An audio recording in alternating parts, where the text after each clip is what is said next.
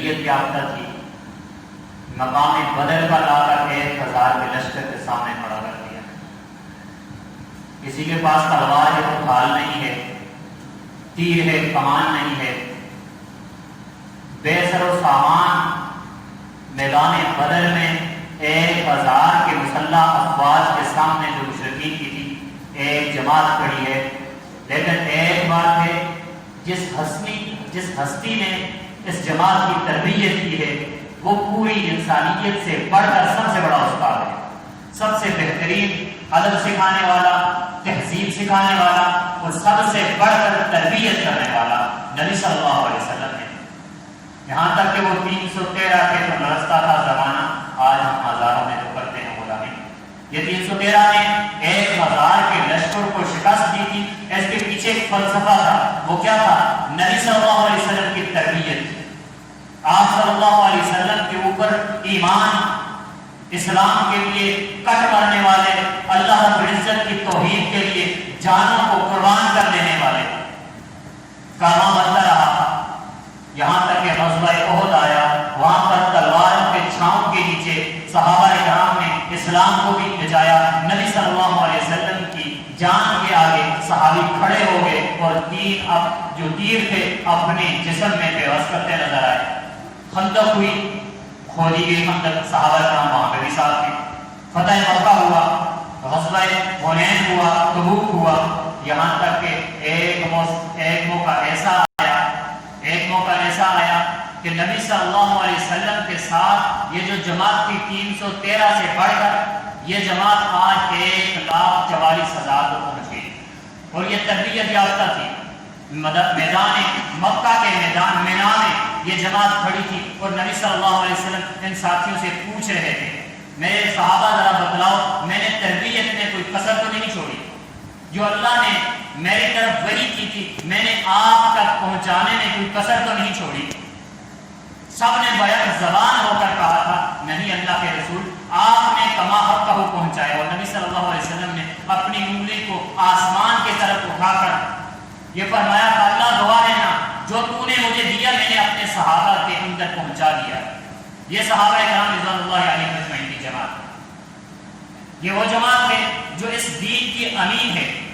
اگر گھر میں کوئی انسان اپنے بچوں کے لیے جھولا لگائے اور گھر کے گارڈن میں اس جھولے کی جو پہلی کڑی ہو اس کڑی کو وہ مضبوط نہ کرے، اس شخص کو کوئی انسان ایک باوفا والد کا نام نہیں دے گا۔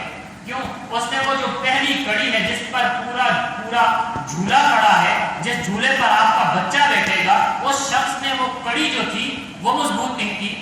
اللہ رب العزت نے اپنے دین کو پوری دنیا کے اندر پھیلانا تھا، یہ جو پہلی کڑی تھی صحابہ کرام پہلی کڑی ہے، اگر اس کو ڈیمیج بنا نہیں دیتے، اللہ رب العزت نے قرآن مجید میں اس قرآن کی، اس حدیث کی، اس دین کی حفاظت کرنے کی ذمہ داری خود لی ہے۔ فرمایا اِنَّا نَحْنُ نَزَّلْنَا الذِّكْرَ وَإِنَّا لَهُ لَحَافِظُونَ، ہم نے اس ذکر کو نازل کیا ہے، قرآن و حدیث کو نازل کیا ہے اور اس کے محافظ بھی ہم ہیں۔ اور صحابہ کرام رضوان اللہ علیہم اجمعین دین اسلام کے سب سے پہلے امین ہیں، سب سے پہلے امین۔ یہی وجہ ہے کہ امام ابن تیمیہ رحمہ اللہ تعالی منہاج السنۃ النبویہ میں ارشاد فرماتے ہیں، جو انسان منہج سلف سے ہٹ کر، صحابہ کرام سے ہٹ کر، ان کی فہم اور فراست سے ہٹ کر اپنے طور اور طریقے پر علم حاصل کرتا ہے، فرمایا وہ شخص بدعہ و ضلالہ، وہ شخص سب سے بڑا گمراہ اور سب سے بڑا بدعتی انسان ہے۔ کیونکہ جس حدیث کو، جس قرآن کی آیتوں کو نبی صلی اللہ علیہ وسلم کے اصحاب نے سمجھا ہے وہ میں اور آپ نہیں سمجھ سکتے، اور یہ دین آج ہم تک پہنچایا ہے۔ نبی صلی اللہ علیہ وسلم دنیا سے چلے گئے ہیں، ابو بکر صدیق رضی اللہ تعالیٰ عنہ کا دور آتا ہے، آج مدعیان نبوت اٹھتے ہیں نا، یہ فتنہ اٹھتا ہے۔ حضرت ابو بکر صدیق نے اس فتنے کا خلا کما کرنے کے لیے خالد بن ولید کے ہاتھ میں تلوار تھمائی تھی اس دین کو بچانے کے لیے، اور کہا تھا یہ خالد یہ تلوار پکڑ، جو بھی نبی صلی اللہ علیہ وسلم کی ناموس پر آپ کی نبوت کی چادر کو پھاڑنا چاہے اس تلوار سے اس ہاتھ کو کاٹ کے لیا، اس آنکھ کو پھوڑ کے لیا۔ اور پھر کوئی فتنہ اٹھا، کوئی بھی نہیں اٹھا. آج تک اگر ناموس رسالت کی حفاظت ہوتی ہے یہ سنت صدیقی ہے رضی اللہ تعالیٰ کو. مانعین زکات کا فتنہ اٹھا، ابو بکر نے کیا فرمایا تھا رضی اللہ تعالیٰ عنہ، جو ایک بکری کا بچہ نبی صلی اللہ علیہ وسلم کی موجودگی میں زکات میں ادا کرتا تھا، اگر آج اس نے اس بچے سے بھی انکار کیا یہ ابو بکر اس کے خلاف جہاد کرے گا، جنگ کرے گا. اور آج زکات دینے والے ہزاروں ہیں، زکات مانی جاتی ہے. یہ حضرت ابو بکر صدیق رضی اللہ تعالیٰ عنہ ہے، دور فاروقی آتا ہے. یہ قربانیاں ہیں صحابہ اکرام رضوان اللہ علیہم اجمعین. اسلام کے لیے، دین کے لیے قربانیاں ہیں. حضرت عمر فاروق کا دور آتا ہے، 13 ملکوں پر حکومت ہے، 13 ملکوں پر. آج ہم سے 4 صوبے ہیں پاکستان کے اندر، وہ بھی تتر بتر ہیں. 13 ملکوں پر حکومت ہے. مصر ہے، شام ہے، عراق ہے، یہ ایران ہے. سارے کے سارے حضرت عمر فاروق رضی اللہ تعالیٰ عنہ نے ان صلیبیوں کو، ان یہود و نصارہ کی تہذیبوں کو، ان کے تمدن کو تہس نہس کر کے رکھ دیا اور اسلام کا جھنڈا مصر پر، ایران پر جا کر گاڑ دیا تھا. یہ اسلام تھا. یہ صحابہ کرام رضوان اللہ علیہ وسلم کی قربانیاں تھیں. آج ان قربانیوں کو اگر ہم فراموش کر دینا، اس لیے نا حکیم الامت نے کہا تھا نا علامہ اقبال نے کہ ٹل نہ سکتے تھے میدان میں تو اڑ جاتے تھے، پاؤں شیروں کے بھی میدان سے اکھڑ جاتے تھے. اور فرمایا تھا علامہ اقبال نے کہ میدان جہاد میں صحابہ کرام کا کوئی ثانی نہیں تھا، کوئی ثانی نہیں تھا. صحابہ کرام ایک ایسی جماعت تھی جو اس دین کے امین تھی. اور یاد رکھیں، میں نے پہلے تذکرہ کیا کہ صحابہ کرام کی تربیت نبی صلی اللہ علیہ وسلم نے کی ہے. اگر اگر مثال ہم نے اس مسجد میں کوئی انسان بچوں کو تربیت دے رہا ہو اور کوئی باہر سے انسان آئے اور کسی بچے کو یہ کہے یہ بچہ بڑا بے ادب ہو چکا ہے، اس بچے کو ادب نہیں ہے، اس بچے کو چلنے کا سلیقہ نہیں آتا، بڑوں کے ساتھ بولنے کا طریقہ نہیں آتا، اس بچے کے اندر تہذیب و تمدن نام کی کوئی چیز نہیں ہے، حقیقت میں ہم اس بچے کی دل آزاری نہیں کر رہے ہوتے، اس بچے پر انگلی نہیں اٹھا رہے ہوتے، بلکہ اس بچے کی تربیت کرنے والے پر انگلی اٹھا رہے ہوتے ہیں. اور جن کی تربیت نبی صلی اللہ علیہ وسلم نے کی ہے وہ صحابہ اکرام 1,44,000 کم پہ جو صحابہ ہیں ان کی تربیت نبی صلی اللہ علیہ وسلم نے کی ہے. اگر آج ہم ان کی تربیت پر انگلی اٹھائیں اور یہ کہیں وہ امین نہیں تھے، یقیناً ہم صحابہ اکرام پر انگلی نہیں اٹھا رہے بلکہ صحابہ اکرام کی تربیت کرنے والی ذات پر انگلی اٹھا رہے ہیں. اور سوچنا چاہیے ہم کو ہم کس پر انگلی اٹھا رہے ہیں. آج صحابہ اکرام کی ذات، ان کی ناموس مسلمانوں پر فرض ہے اور قرض بھی ہے. یہ اسلام آج ہم تک پہنچا ہے، یہ صحابہ کرام کی قربانیاں ہیں. صحابہ کرام کی قربانیاں ہیں. نبی کے پسینے کی جگہ اپنے خون کو بہا دیا. اور اسی لیے صحابہ اکرام ہمارے لیے معیار ایمان کیوں ہیں؟ اللہ رب العزت نے معیار ایمان قرآن مجید میں صحابہ کرام رضوان اللہ علیہم اجمعین کو قرار دیا ہے اور فرمایا ہے فَإِنْ آمَنُوا بِمِثْلِ مَا آمَنْتُمْ بِهِ فَقَدِ اهْتَدَوْا. لوگوں صحابہ کی طرح ایمان ہوگا تب جا کر تم کامیاب ہوگے، ہدایت یافتہ ہوگے، وگرنہ ہدایت کے پر تم گامزن ہو ہی نہیں سکتے.